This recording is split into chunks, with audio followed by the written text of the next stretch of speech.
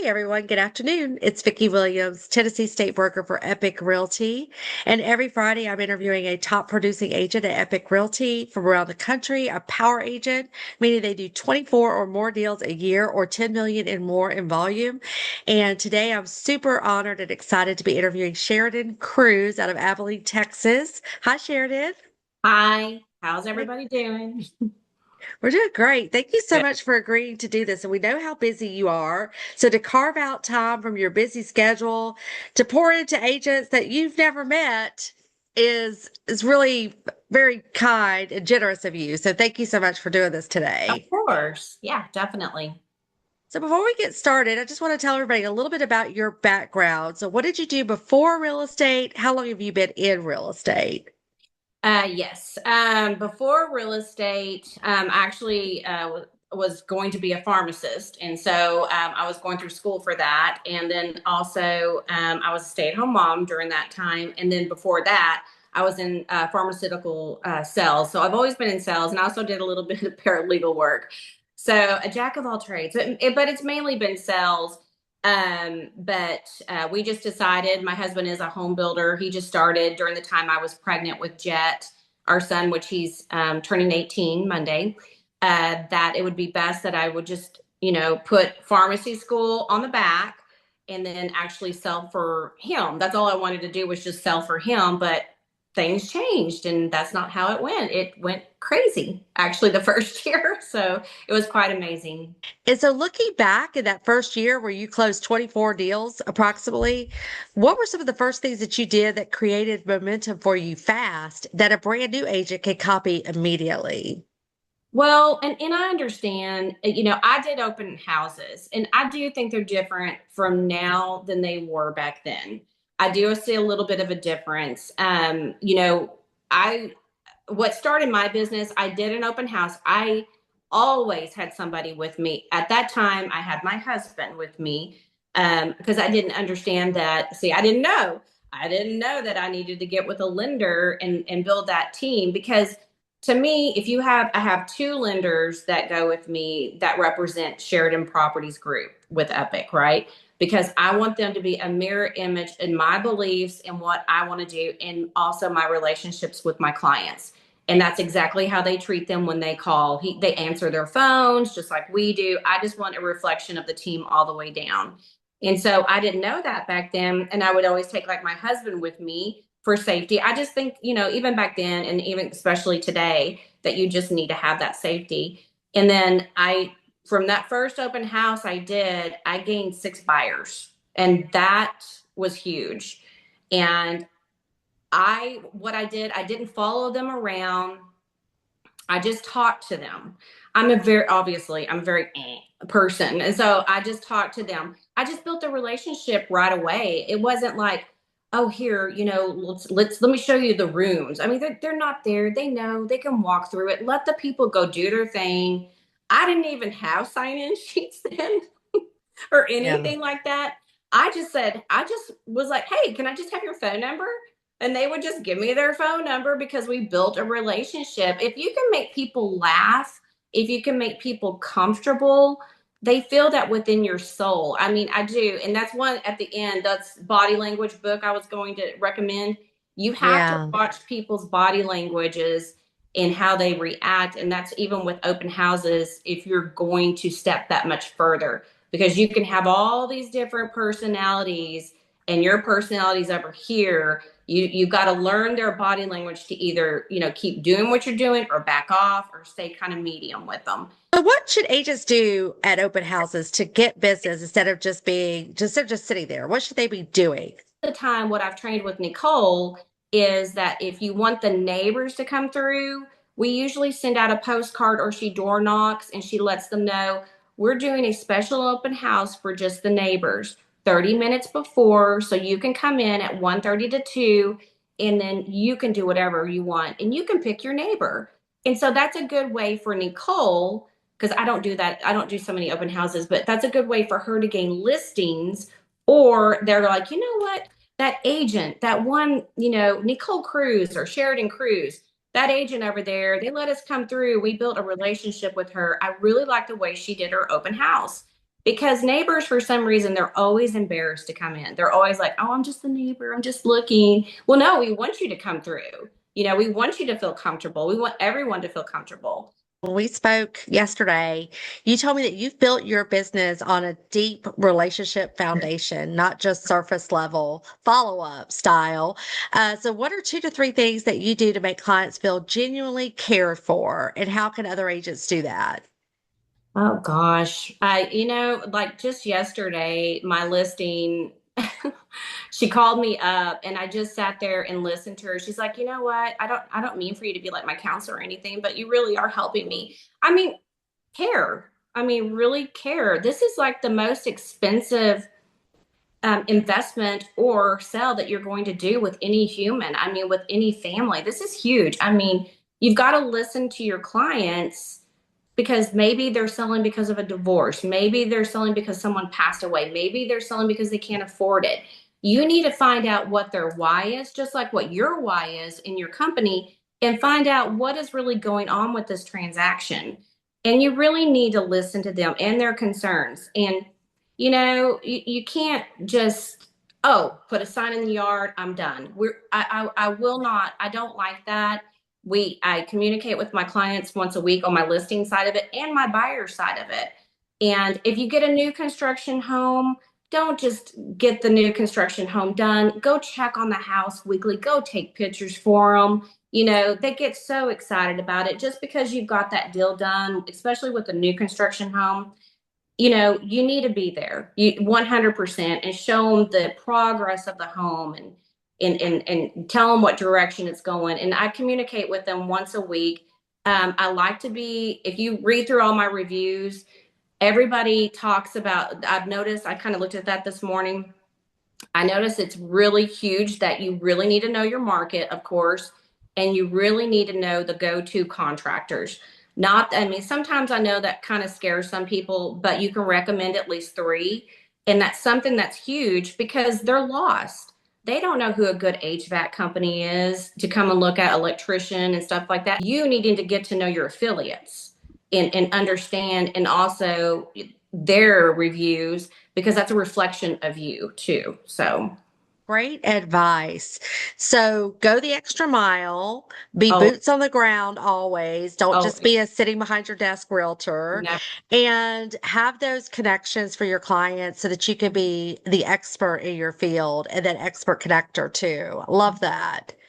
Okay, you also talked to me yesterday about your client appreciation events being one of your smartest moves you've ever done, Yeah. and how you've kind of built that into a referral machine. So, what's a simple version of a client appreciation party that an agent could pull off that maybe doesn't have a huge budget? And how important is it to lead into your vendor partners for those?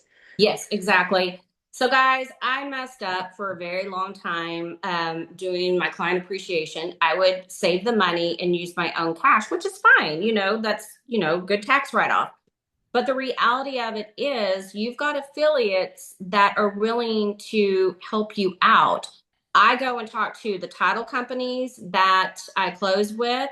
I talk with all my roofing companies. Again, that's what I'm saying. You've got to have those connections and those relationships. Everything in this field is relationship, relationship, relationship, 100%. I mean, huge client appreciation. I do it in around the holiday season. That's my really big one. I hand out either an apple, pumpkin pie, or whatever for Thanksgiving.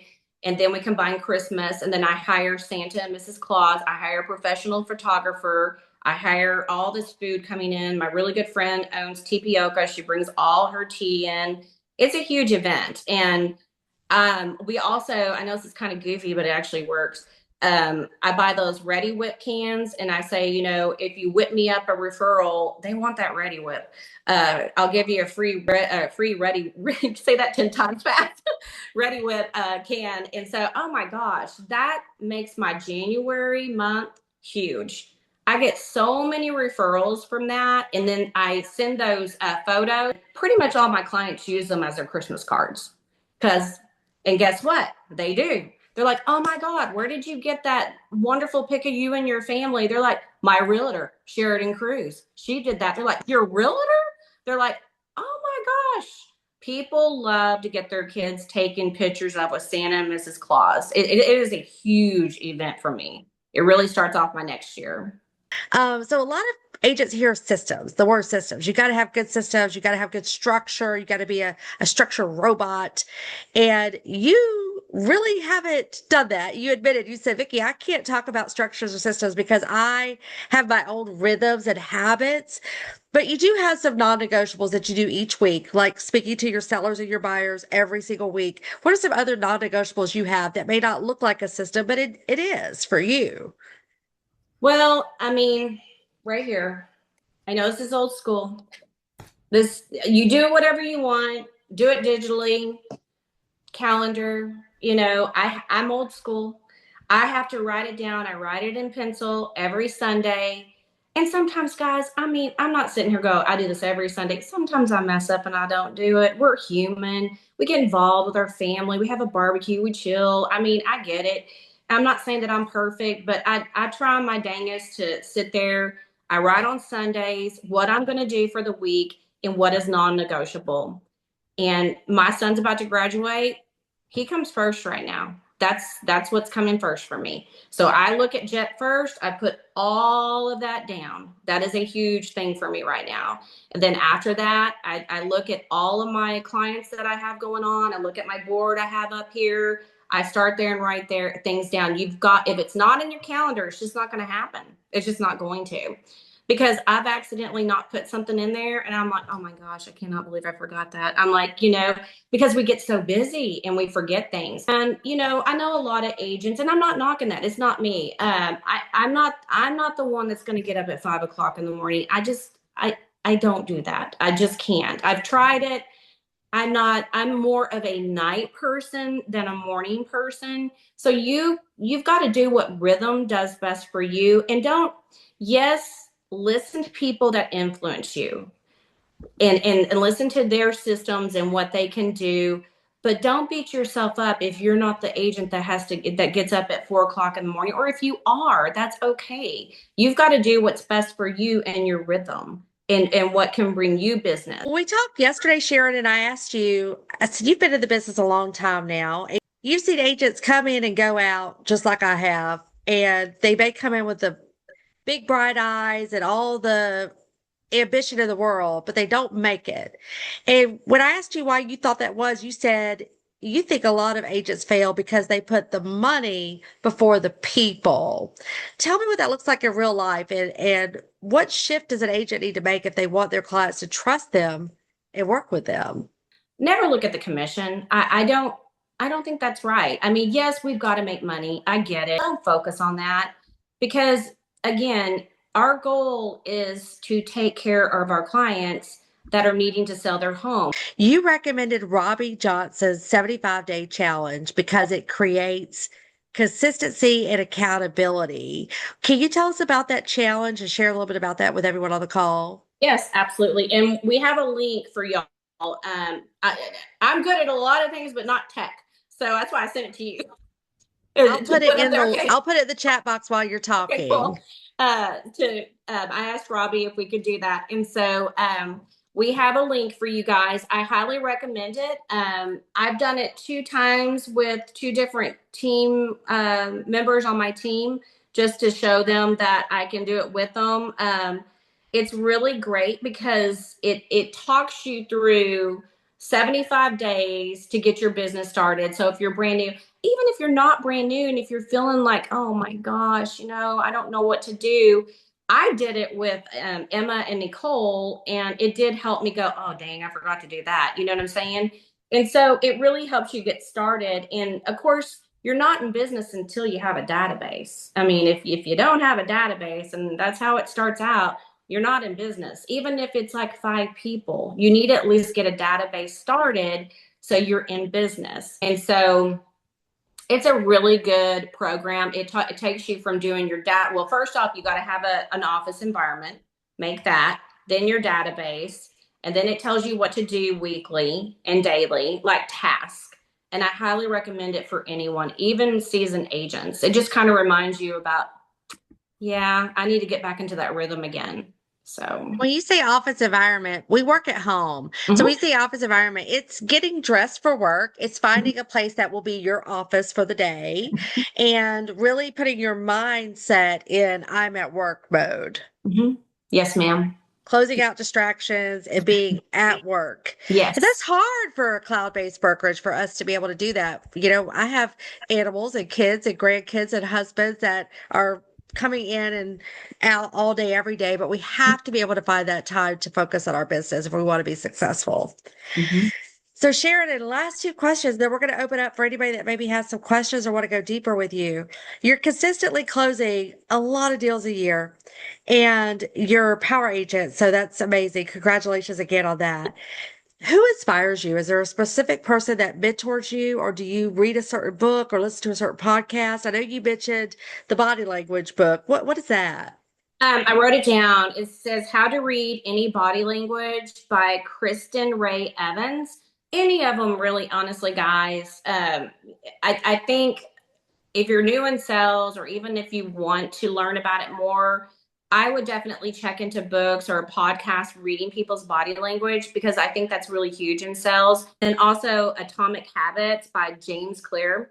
That's a good book to just keep on constantly reading. I love those two books. Those are really good. And Yeah. podcasts, you know what I'm saying? And then inspiration, I've got so many. I want to just go ahead. Robbie Johnson and I have been best friends for 12 years, and she's a huge inspiration for me. I mean, I've seen her grow so much. She's seen me grow so much. We're like each other's biggest cheerleader. Even when we separated from different brokerages, now we're back together again. She is a huge guys in Epic. She's a gold mine. Take advantage of her. She's really knowledgeable. You get on her classes, and she's amazing. I like Jay No also with Epic. He's huge for investment ideas, opportunities. If you want to get into investments, I love everything about that man. Don Loading is huge too. She's huge. I'm speaking of Epic people because they're the ones that inspire me. I love Epic. I just love the brokerage. And then also Lee Garland. I love Yeah. Lee. Those to me, and also, gosh, I just can keep going. Natalie Graham. I mean, there's just so many amazing leaders here. I mean, guys, we're lucky.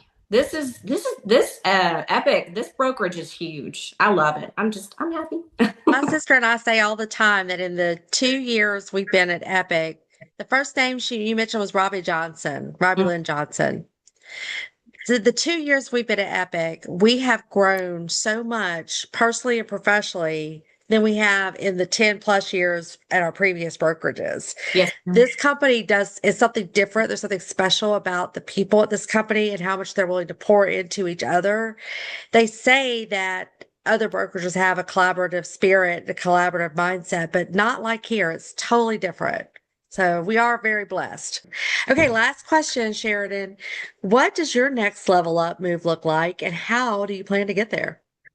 Well, I've been thinking about that.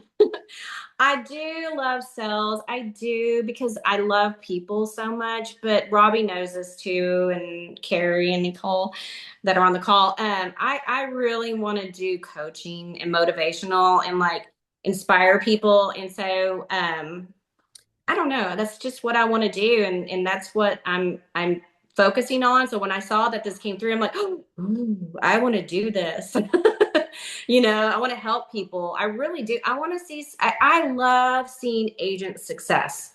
I do, and I love training agents to not have to pay for leads, because I've never paid for leads.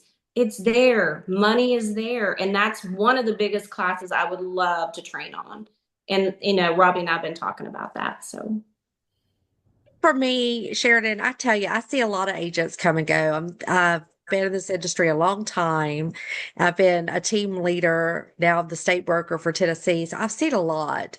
The number one mistake I see agents make is they don't get out of their house and behind their computer. right. You cannot grow a real estate business, a sustainable repeat or referral real estate business from behind a computer screen.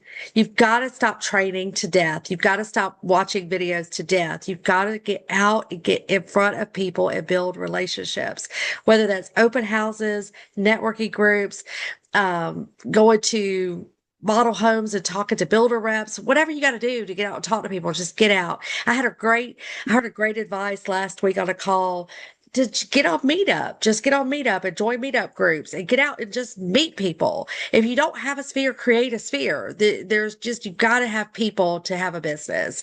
Um, it's just, we make it so much harder than it has to be, right? Hey, Find your tribe, connect yeah, with just people have who are fun. like-minded, and just make friends. All right, everyone. Well, thank you for your time, Sheridan. Thank Thank you again you. Yeah, for thank you. allowing me to pick your brain today and for sharing your secret sauce with everyone. For being such an inspiration, I appreciate you. Absolutely. I know. I appreciate y'all. I really do. Y'all do All right. great. Go Have a sell good something. weekend. Bye. Bye. Bye.